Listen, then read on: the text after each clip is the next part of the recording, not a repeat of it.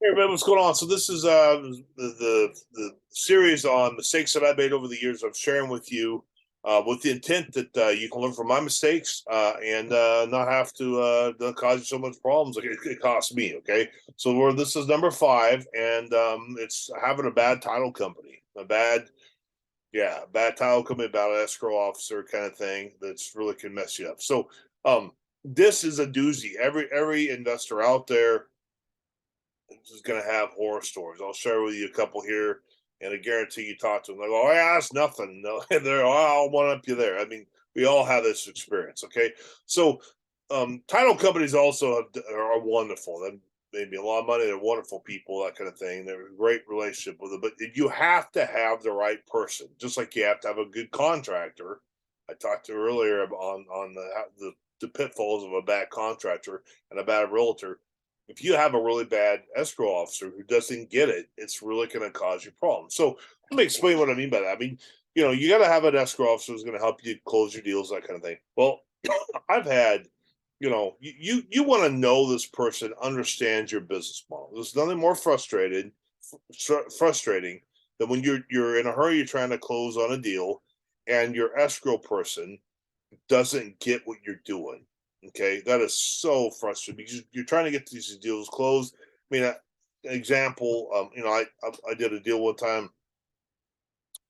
I believe it was a short sale, so the seller, it was the bank essentially, who would the seller and slash the bank. The bank was driving the train because they were releasing their lien release kind of thing on this. Anyways, they had their own title person. Okay, they required this one title company, and I didn't work with that title company. No, I had my own one that I was working with. Right? Does that make sense? Different title companies, different companies, right? So I go there, and this is a short sale, and the thing we had to close, we had to fund for like five that day, or that's it. And how short sales work, you have a demand letter and the numbers. I mean, if you're going to close, you got to close within 48 hours or what? Crazy time. You got to do it now, right? There's no messing around. So I show up there, I have my funds, and this new escrow person I had never met before. I tell her how I was going to do it. I was going to encumber it with with my money partner, that kind of thing. And she just freaks out. Well, I've never seen this before. This is ridiculous. I don't want to go to jail. You can't do that. Just saying all this stuff at closing, and it's 3 o'clock in the afternoon. And I'm looking at the time, and it's so frustrating. I'm like, can you bring your manager in here so we can talk to this? No shenanigans, no hanky panky, nothing. This is how it works. Do this all the time. And she's all in a fluster. I've been doing this for 30 years. I've never seen anything. Well, so I'm sitting there and I'm really kind of stressing because this thing has got to fund before that time. Otherwise, we got no deal, right? So 10 minutes later, I'm waiting around, and manager comes in. Oh, I'm really sorry, Susie. She doesn't understand what's going on, but yeah, we're really sorry, and we'll want to help you out. Blah blah blah, and they get the deal done, which is great. But like, you don't need that kind of thing. Another example. I had a deal under contract. I was excited, and the title company, the escrow gal was living in a small town. Nothing wrong with living in a small town. I live in a fairly small town myself. But anyways, they're out having the barbecues, fire pit down there with everybody drinking beer and with on the country folks, and they all knew each other. So that the escrow officer was drinking beer with so I had a buyer on this house, and my buyer's agent, not mine, I had a seller's agent, but the buyer's agent was drinking beer with the title gal, and she started asking, "Hey man, how much? So this cool. We're going to be closing on this deal. How much did you buy it for?" Right? And so she tells him, "Oh yeah, he only bought it for like 90 grand. I was selling for like 280 or something." What?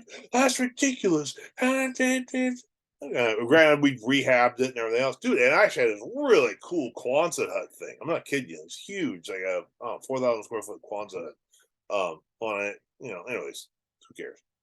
But because they talked, the agent was all pissed, and so she tells her clients who were there. I think it was barbecue luau, whatever, out in the country, and they blew out. I lost the deal. I was so mad. I was so mad.